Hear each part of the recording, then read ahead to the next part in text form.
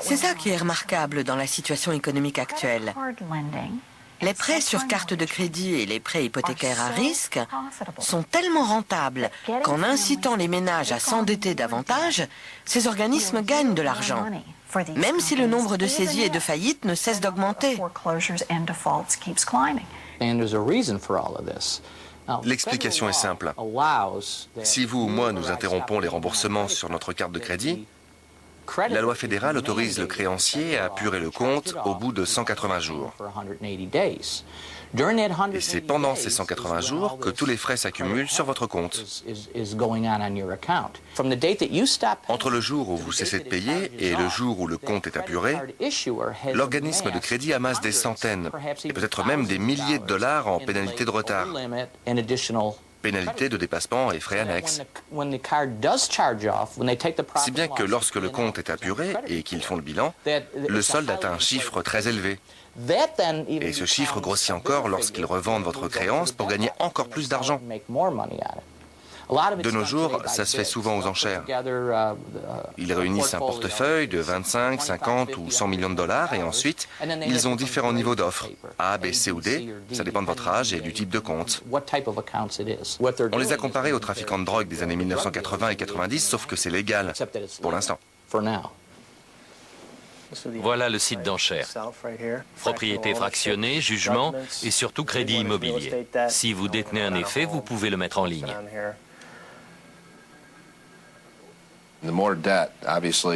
Plus il y a de créances, plus il y a de risques d'impayés et plus il y a d'occasions de recouvrement.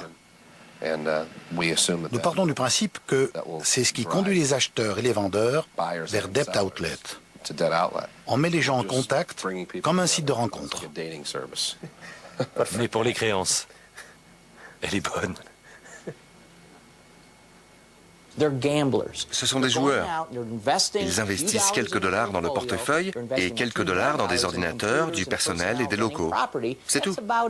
Ensuite, ils font le pari qu'ils parviendront à intimider les débiteurs et à les convaincre de transformer cet investissement en gigantesque filon. Est-ce que ça va marcher? On ne sait pas. C'est comme à Las Vegas. On lance les dés et on voit. Voilà notre carte des États-Unis. On vient de créer notre société et on a déjà la licence dans une trentaine d'États. On peut racheter des créances dans tous les États où on a la licence. Voilà la salle des recouvrements. Comme vous le voyez, on a 1, 2, 3, 4, 5 agents de recouvrement. Ça, c'est un élément essentiel.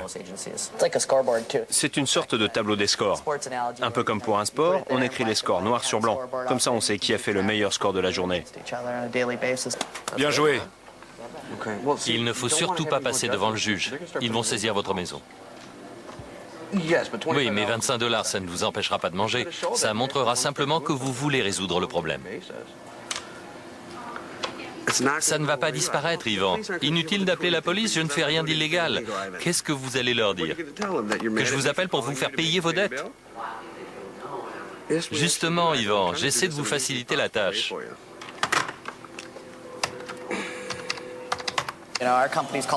Notre société s'appelle People First Recovery parce qu'on fait passer les gens en premier.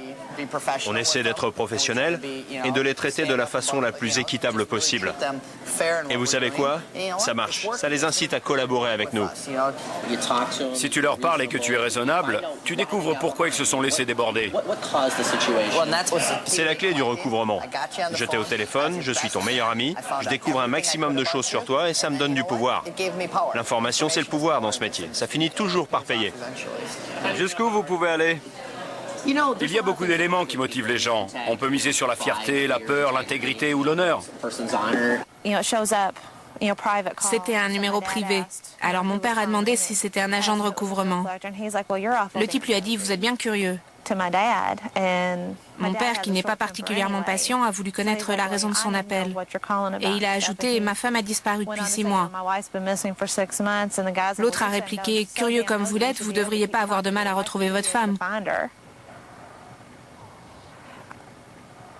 Ce qui nous a alertés, c'est que dès qu'elle a disparu, ils ont commencé à appeler. Dès le lendemain. C'était dingue. On a dû recevoir 20 coups de fil. Dans les premiers jours? Ils n'arrêtaient pas. comme des limiers. Et dans les jours qui ont suivi, on a découvert qu'elle avait une vie secrète dont on ignorait tout et qui tournait autour de plusieurs crédits. On a trouvé des piles de relevés qu'elle avait cachés dans des cartons. Des cartons dans des cartons. On pense que tout ça est parti d'un problème de jeu qu'elle a eu il y a plusieurs années. Elle devait savoir que... Papa avait demandé leur historique de crédit. Ouais. C'était dans l'émission de Dave Ramsey.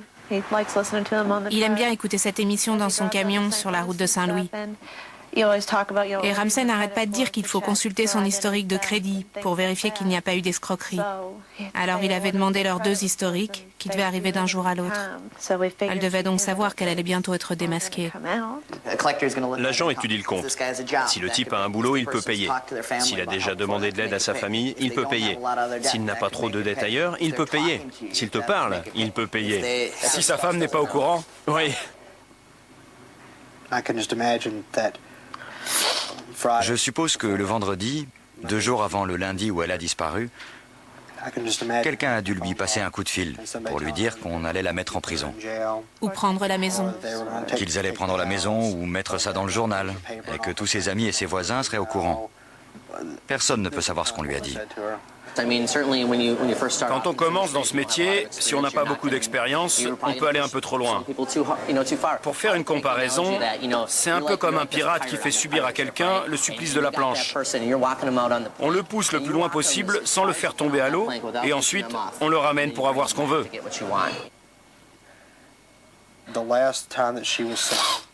La dernière fois qu'on l'a vue, c'était un matin, un peu après 9 h, à la station-service du Walmart. Elle a mis pour $7 d'essence. Et vu les prix, ça fait pas beaucoup. Voilà l'endroit dont nous a parlé la police. Visiblement, je ne m'y connais pas très bien en suicide, mais... D'après la police, c'est là. Le niveau de l'eau est très élevé depuis plus de 18 mois. Alors, Mais c'est en train de redescendre en ce moment. Quand l'eau sera plus basse, il pense que quelqu'un verra sans doute l'antenne ressortir, ou alors qu'un bateau ou une péniche heurtera la voiture. Il y a beaucoup de trafic sur le fleuve Ohio. Tu l'imagines vraiment se jeter en voiture là-dedans ? je ne sais pas, chérie. Je peux pas imaginer qu'après tout ce temps, elle soit toujours en vie.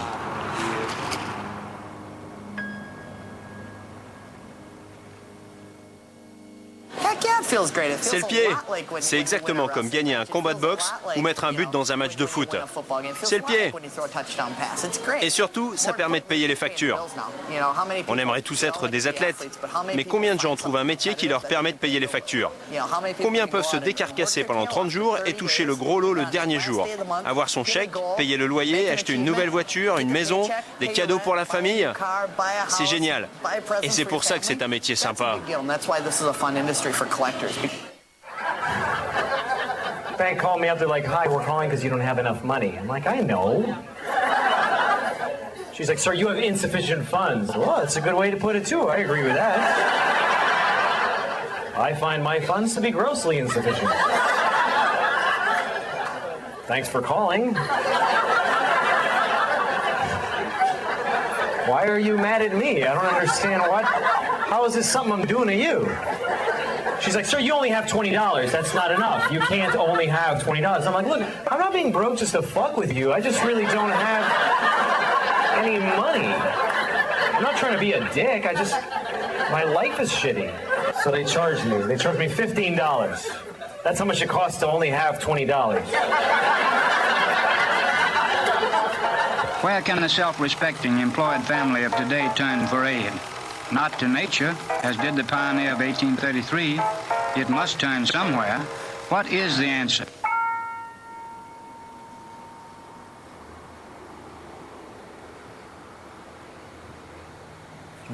Des motos, des montres, des jumelles de luxe, et on vend pas mal de films porno. Il y a des gens qui restent là 20 minutes. Je leur dis, vous cherchez le meilleur scénario? En montre, on essaie de prendre que de l'or. Pas cher, pas cher, pas cher. Ça vaut entre 200 et 400 $ chez Costco.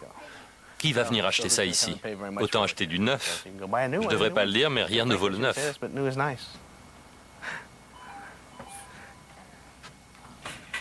On leur sert de banque. Ils n'ont pas de compte chèque ni de compte bancaire. Ils dépendent de nous ou d'un autre prêteur sur gage.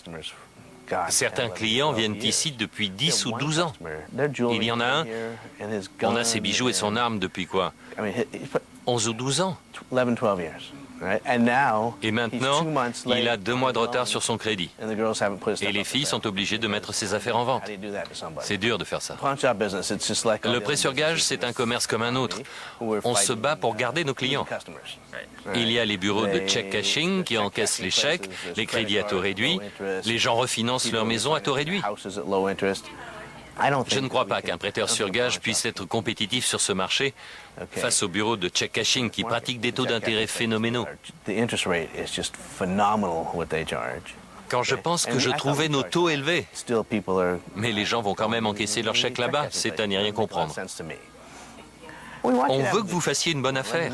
On vous prête de l'argent et vous revenez chercher vos affaires. Si vous ne revenez pas, on vend ça au suivant et il paye un bon prix.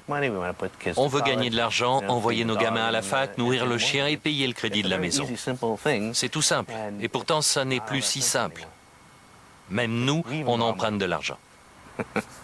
À qui? Une grande banque, la Wells Fargo. Quoi? Wells Fargo a racheté Cash America, les 300 magasins de prêt sur gage. Ça alors, c'est intéressant. Malheureusement, on a une entière confiance dans le système parce qu'on voit des noms comme Bank of America, Banque ceci, Banque cela. On se dit, eux, ils ne vont pas profiter de moi. En fait, c'est l'inverse. Ce sont ces entités qui vont profiter de vous.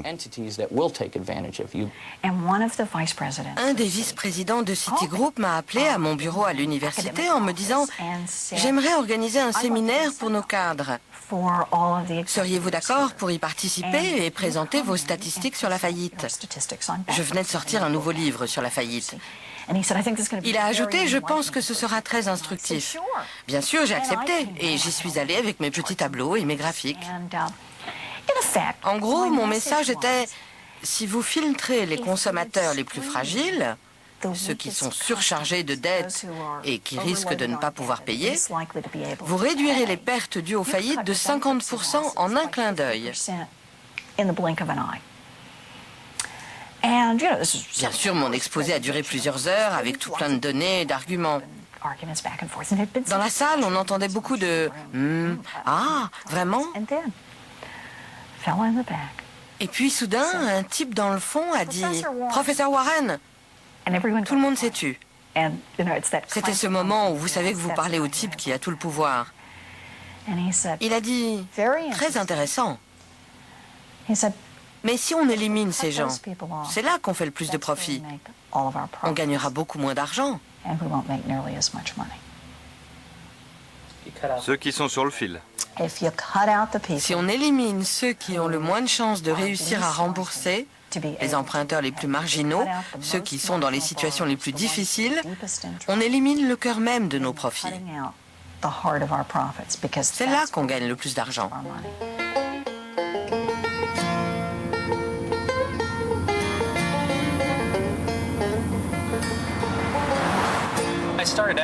Au départ, je m'occupais juste de faits divers ordinaires. Je travaillais pour un quotidien en Virginie. Et puis j'ai voulu comprendre pourquoi il était si dur pour les gens de sortir de la pauvreté.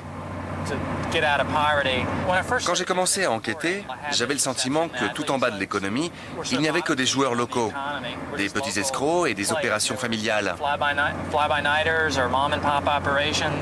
Mais au fil de mes enquêtes, je me suis rendu compte que c'était l'Amérique financière,